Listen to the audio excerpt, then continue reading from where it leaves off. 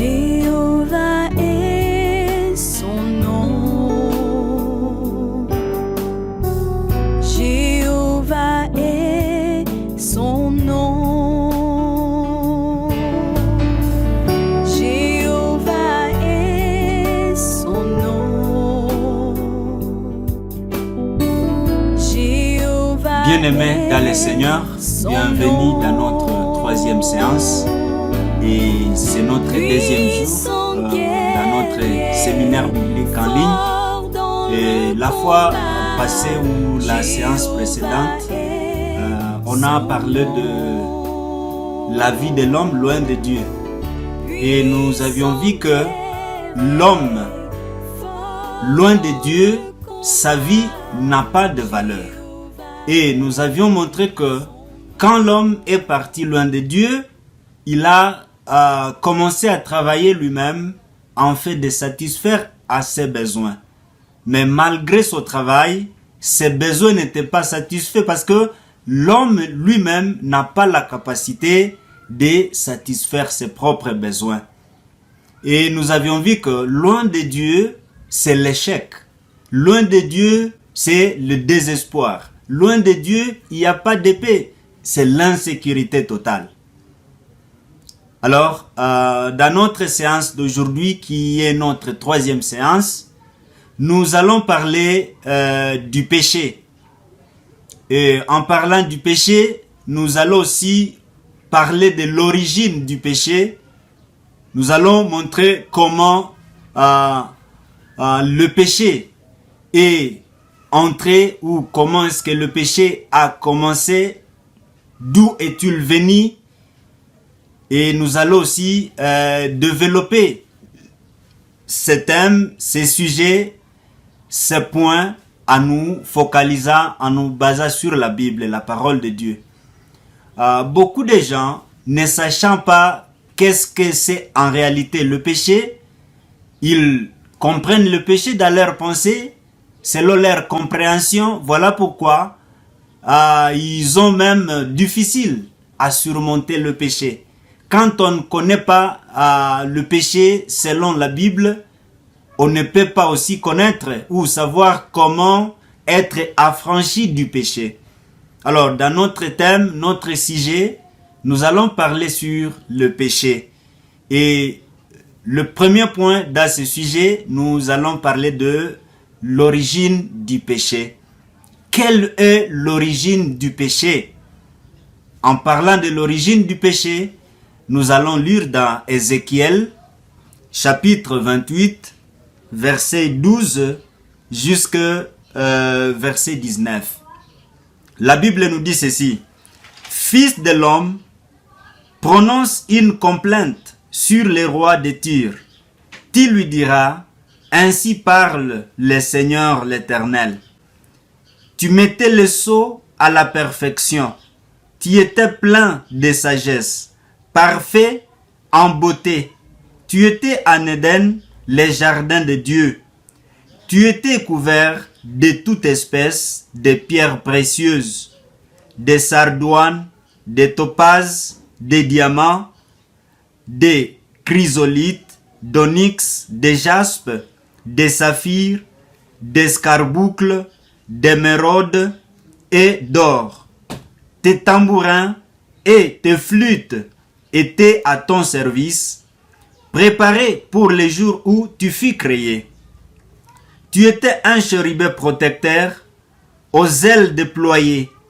Je t'avais placé et tu étais sur la sainte montagne de Dieu. Tu marchais au milieu de pierres étincelantes.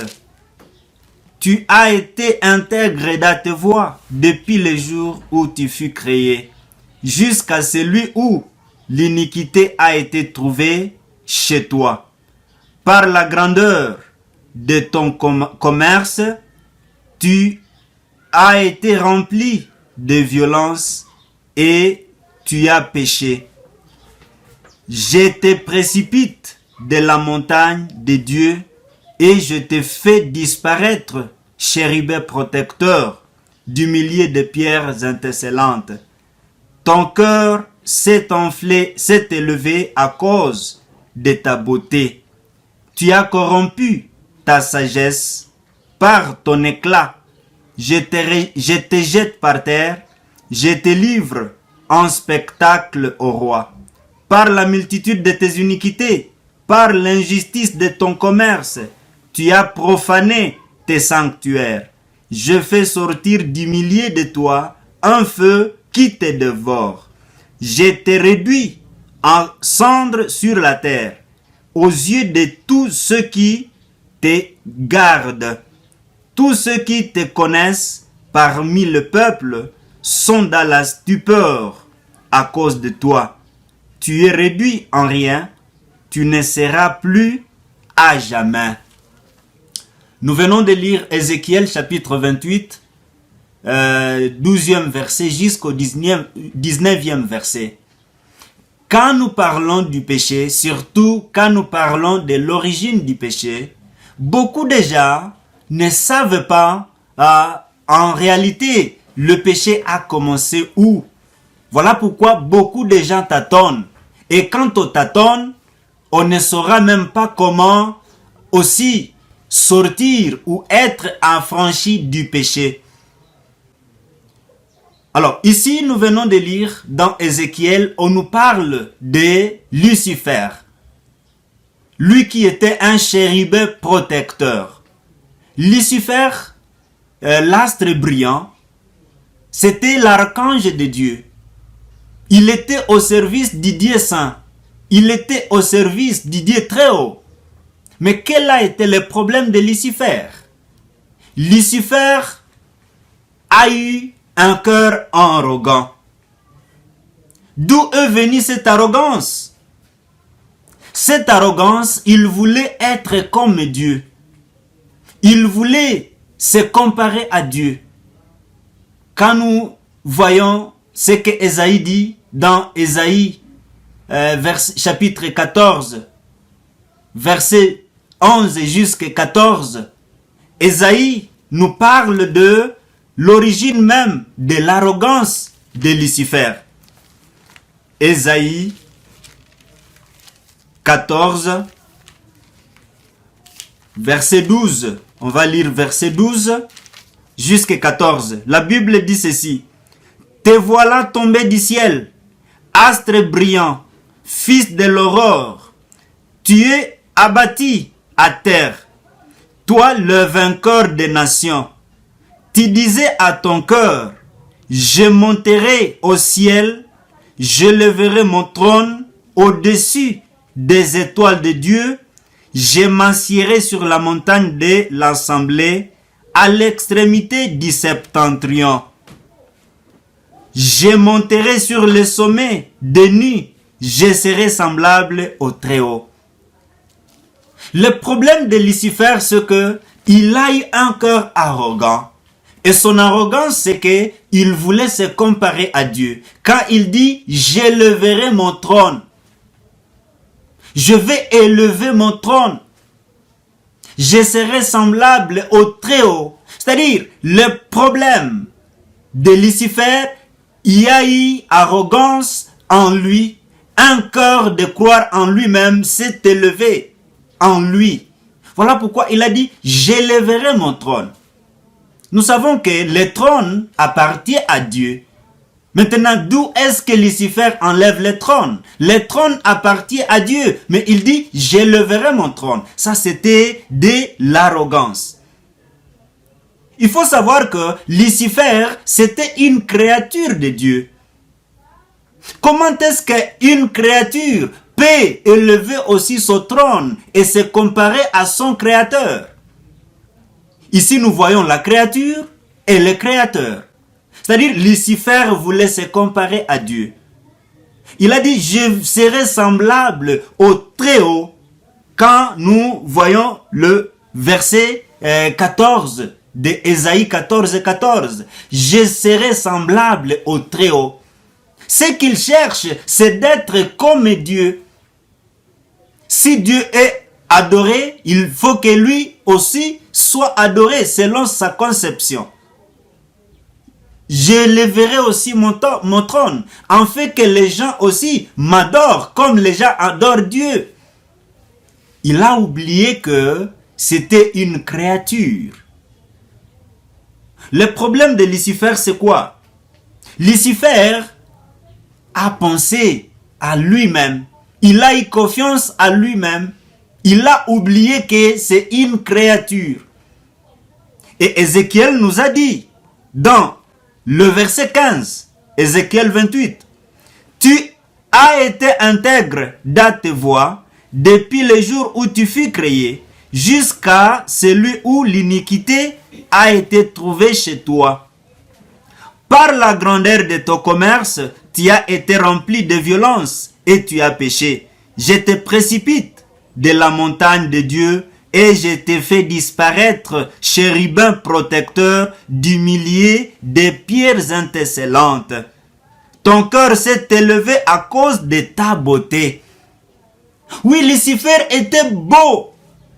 À cause de ta beauté, ton cœur s'est élevé. Bien-aimé, bien que Lucifer c'est une créature, Lucifer n'avait pas été créé comme l'homme a été créé. En créant l'homme, Dieu s'est servi de la poussière. Mais en créant Lucifer, Dieu a utilisé les pierres précieuses. C'est-à-dire, Lucifer avait une beauté extraordinaire. Alors, à cause de cette beauté, Lucifer a eu un cœur élevé, un cœur arrogant, et il a oublié que c'est une créature. Lucifer ne peut pas dire que ça m'appartient. Il n'a rien. Tout appartient à Dieu. La sagesse, la beauté, toute chose, l'intelligence, tout appartient à Dieu. Maintenant, qu'est-ce qui appartenait à Lucifer? Rien du tout. Mais il a oublié, il pensait que la beauté lui appartenait. Il pensait que la sagesse lui appartenait. Mais tout appartient à Dieu. L'arrogance s'est élevée en lui. L'arrogance s'est retrouvée en lui. Et il a dit, je vais élever mon trône et je serai semblable au Très-Haut. Et Ésaïe nous montre comment, avant même que Lucifer élève son trône, Dieu l'a précipité. Et Ézéchiel nous dit, dans verset 17 du 28e verset, « Ton cœur s'est élevé à cause de ta beauté, tu as corrompu ta sagesse par ton éclat. Je te jette par terre, je te livre en spectacle aux yeux. » 18. Par la multitude de tes iniquités, par l'injustice de ton commerce. La multitude de tes iniquités. Où est-ce que le péché a commencé? Quelle est l'origine du péché? Le péché a commencé chez Lucifer qui était l'ange de Dieu quand il a eu un cœur arrogant de vouloir se comparer à Dieu. C'est ça l'origine du péché. C'est-à-dire le péché a commencé au ciel quand Lucifer a eu le cœur de se comparer à Dieu. Et en se comparant à Dieu, il voulait aussi qu'il soit adoré. Voilà pourquoi Dieu l'a précipité. Donc l'origine du péché, c'est Lucifer. Le péché s'est retrouvé chez Lucifer. Avant que le péché arrive chez Adam et Ève, le péché avait déjà commencé au ciel chez Lucifer. Voilà pourquoi il a été précipité. Pourquoi il a été précipité? Lucifer n'avait pas volé. Il n'avait pas commis d'adultère. Mais il a eu un cœur arrogant, un cœur de se comparer à Dieu, un cœur de se mettre à la place de Dieu, lui qui était une créature. Voilà pourquoi il a été précipité. Parlons un peu de l'identité de Satan. Parce que avant qu'il soit Satan, il était un ange de Dieu, un archange de Dieu. Parlons un peu de son identité, l'identité de Satan.